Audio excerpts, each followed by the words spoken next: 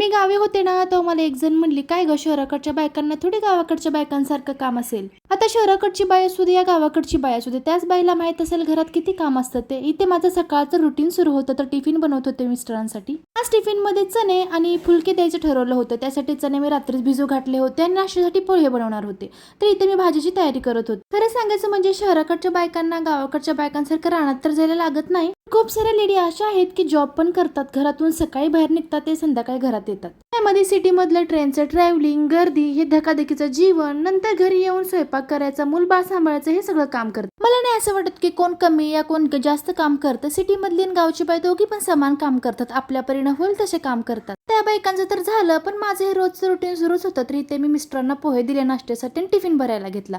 Job सोडल्यापासून हे तर माझं रोजचं रुटीन बनलेलं आहेच, पण एकदा काय मिस्टर जॉबला गेले, त्यांचा नाश्ता जेवण करून गेले की परत बिंदास आपण दुसरी कामं करायला रिकाम होतं.